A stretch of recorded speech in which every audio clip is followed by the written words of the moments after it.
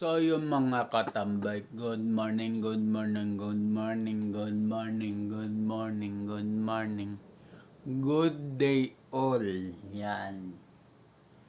So, ang petsa natin ngayon ay March 17, 2026 sa oras na 8 o'clock na ng umaga. So yun mga katambay, napapansin nyo wala na yung bigote ko. Kasi kaninang umaga nag-ahit na ako. Pero itong balbas iniwan ko. So yun.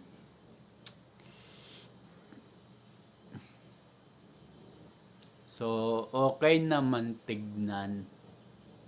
Kaso, ito yung buhok ko.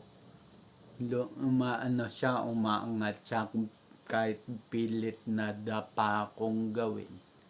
Umaangat yung buhok ko. But anyway, nagpainit na ako ng pang kape. Hindi muna ako magbo-blood coffee ngayon kasi nahihirapan ako matulog sa gabi. Nahihirapan ako pagka nagbo-blood coffee ako. So napapansin ko na yun. Start na hindi ko pa mararamdaman yung sa unang blood coffee. 4 to 5, 6 days. Doon ko na naramdaman na hindi ako makatulog.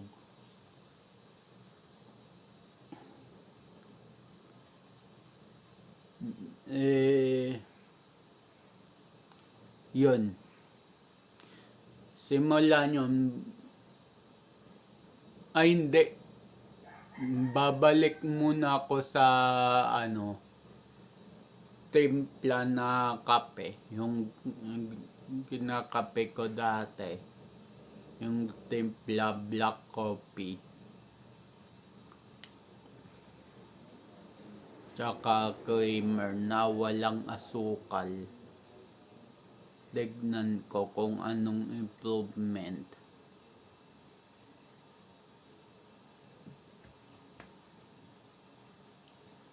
So yung mga katambay, kaya nakasara yan at sa labas na yung e-bike, kitang kita dito sa loob. At isa pa, aaminin ko sa inyo mga katambay, etong subdivision namin na to, maraming talagang daga na to. Ewan ko kung sa ibang lugar, ganyan din, maraming malalaking daga. So, dati may screen door to, ngayon wala na. Naatrasan ko kasi ng e-bike yung screen door. Wasak. Kaya yun, tinanggal na kasi hindi na mabuksan yung screen door. Kaya binakbak. Buti na sa labas lang ng tornilyohan. So, ayun. Malalaking daga kasi pumapasok dito. Kaya,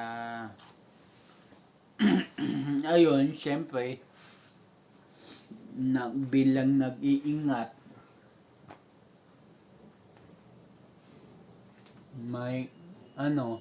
bilang nag-iingat na wag sana magka-virus sa daga. Hindi ko alam yung tamang term dun. Basta yun. Pagka lalabas-pasok, isasara na lang yan. So, Ayun, at ano muna ako, nainit na yung kape ko dun. Ay, sorry. Nainit na pala yung tubig ko dun. So, yun. So, ito, nainit na ang tubig. So, papatayin ko na siya.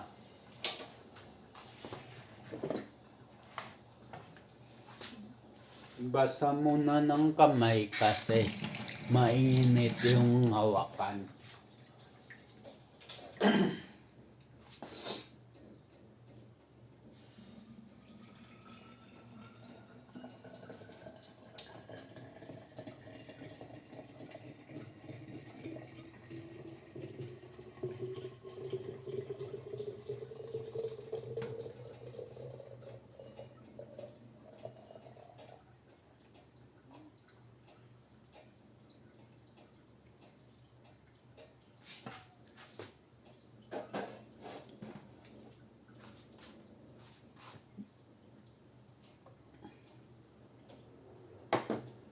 Mga katambay sa mga blood coffee lover dyan. Hindi ko naman sa sinisisi yung blood coffee kaya nalilate na ako ng tulog.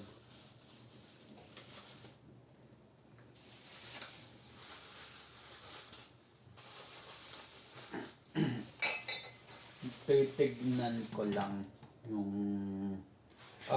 outcome ng pagkape ko ng Nescafe.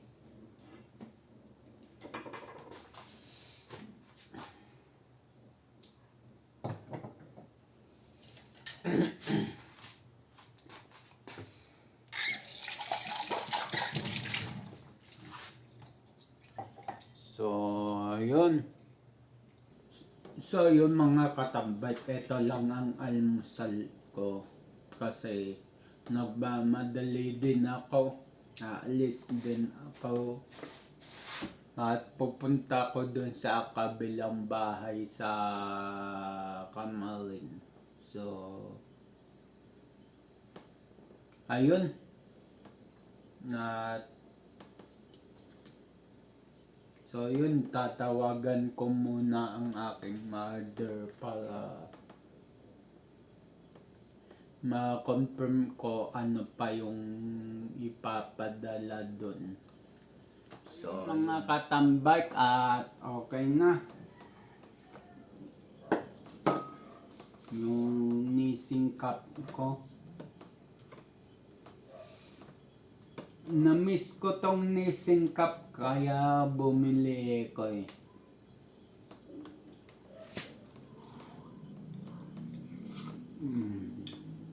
Sarap. Pero kape muna ako. Na-miss ko yung lasa ng Nescafe na black na may creamer na walang asukal. Na-miss ko.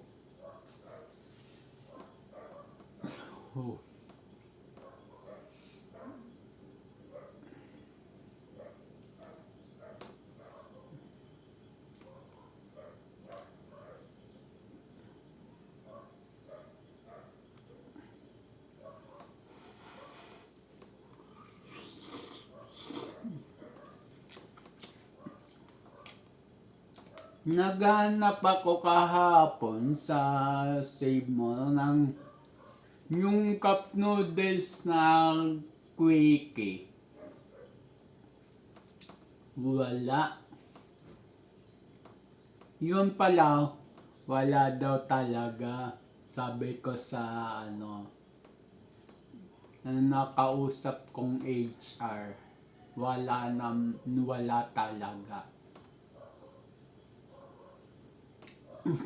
Pa-comment nga dito mga katambay kung saan nakakabili nyo yung quickie na cup noodles.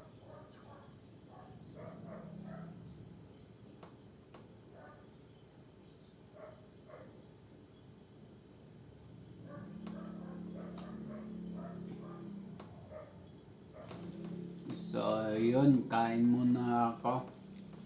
Almusal ba? Almusal.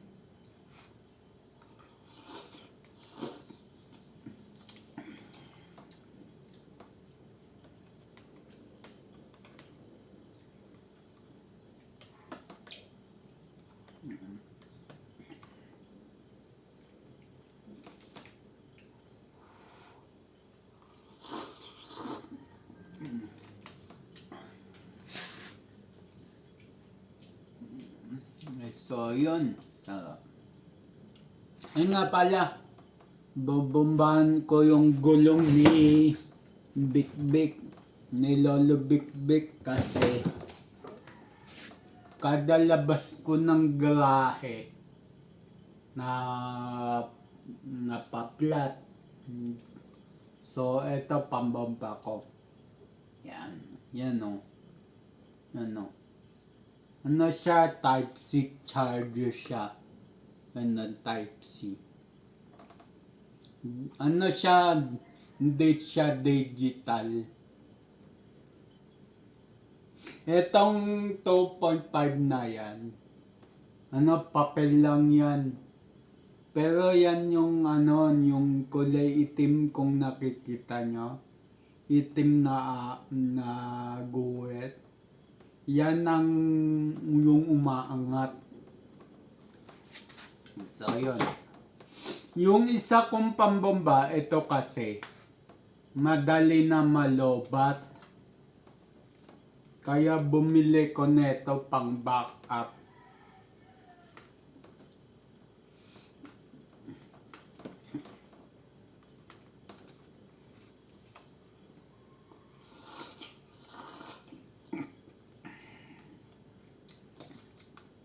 Wala pa akong ganung budget para magpapalit ng pito ng ano, ng e-bike. Pinacheck ko, pito na daw may problema. So, ayun. Pinacheck ko, pito na daw may problema. Pero hindi kagad siya sumisingaw, mahinang singaw lang.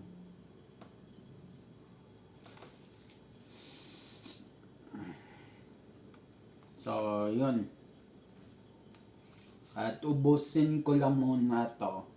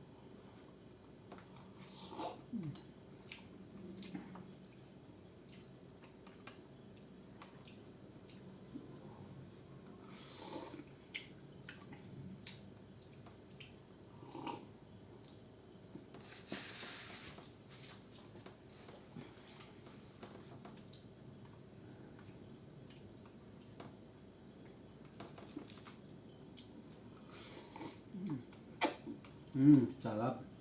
Na-miss ko to.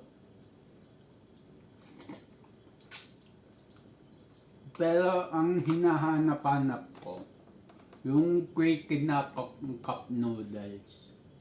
Comment nga kayo mga guys, mga katambay, kung saan nakakabili ng ano, Quickie na yun. Kasi miss ko na yun eh.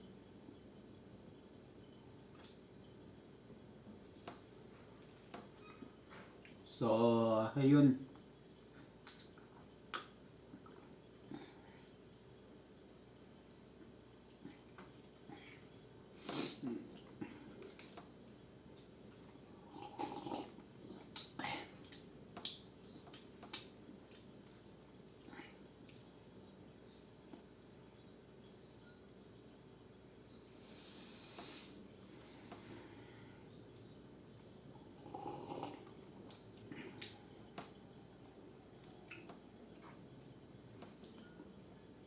So, yun.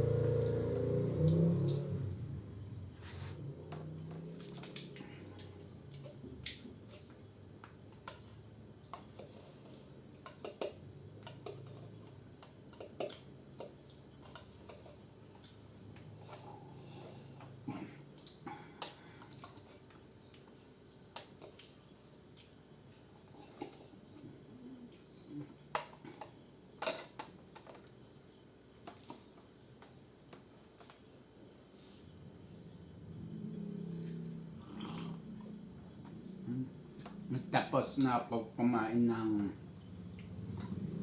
Go-Cup.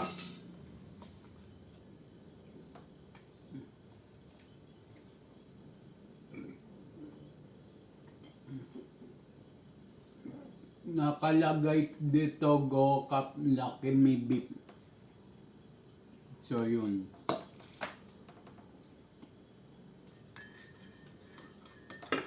Lucky Me, baka naman. Joke lang. Peace. Pero kung may blessing na darating at may kusang ibibigay, why not? Hindi ko tatanggihan yan.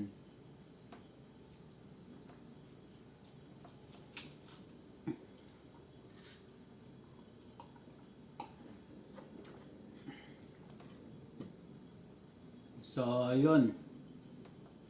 Paubos na rin ang aking kape.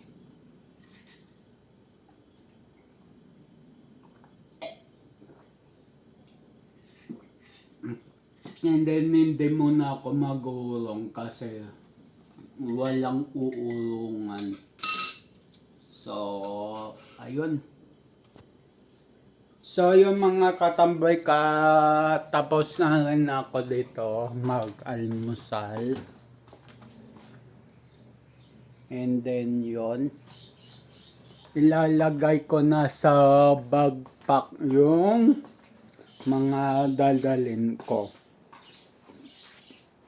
Kasi nung iniwan ko si Queen doon sa isang bahay sa Camarines, yung backpack ng nanay ko nadala ko kasi marami kong gamit na dala-dala nun.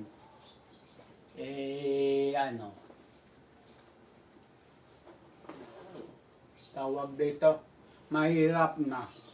Kung isang malaking eco bag lang dala ko, baka mabuslot lang yung hawakan. So sabi ko, sige, hiramin ko muna yung backpack ng nanay ko. So yun.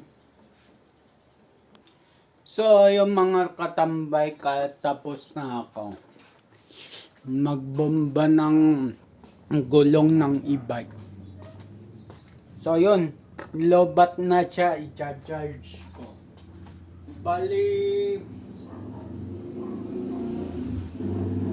type C input tong tong pambomba. So hindi ko siya nilalabas kasi medyo mahal to. Kaya hindi ko siya nilalabas. Dito lang siya sa loob ng bahay. Yung isa nilalabas ko, yung lumang pambomba. Siyempre, pagka in case of nawala, okay lang kasi tagmumurahin lang yun. So, yun. At tinatawag na ako ng kalikasan. So, yun mga katambay ka, paalis na ako ng bahay. So, yun. Wala na akong nakalimutan. Nandun na lahat sa ibad. So, yun mga katambay. At nandito na nga ako sa bahay ng aking mama. So, yun. So, yun. At yun, nandito na ako. At kakalating ko lang din, kakalapag ko lang ng mga gamit. So, yun. So, ayun mga katambay. At kakain na ako, pero hindi ko na mapapakita sa inyo kasi nakatalikod ako sa camera. So, magtanghalian na ako. So, ayun. So, ayun mga katambay, tapos na ako kumain yan. So, yun. Hindi ko na lang pinakita yung paglamon ko kasi nakatalikod ako sa camera. So, yun. At ipapakita ko na lang sa inyo yung pinagmumuan. Yan o. Diyan. Ang inulam ko pala is, ano nga ba ulit yung mama? Pork steak. Pork steak. So, yun. At lalabas muna ako para bumili ng buko. Siya nga pala naglinis ako doon sa second floor. Marami na naman kasi mga down. So, yun. So, yung mga katambay, kaya pauwi na ako. Ihatid ko lang yung mother ko sa bangko. And then, so, ayun. So, yun mga katambay, tapos ko lang mag-ayos at kakauwi ko lang. So, ayun. At dito na rin ako magpapaalam. So, ayun. Ang petsa pala natin is March 17, 2026 sa oras na 6:05 na ng hapon. So yun, at abang na lang sa next vlog, next upload. Just always keep safe, God bless, and then bye-bye. Matthew 21 verse 22. Pray, believe, receive, at Luke 18 verse 1. Always pray and never give up. Yung sa Luke 18 verse 1, always pray and never give up. Huwag kakalimutan magdasal, lagi magdasal. At ano man unos o pagsubok sa buhay, huwag na huwag susukuan. Laban lang. At iwas sa negatives. So, ayun. At bye-bye.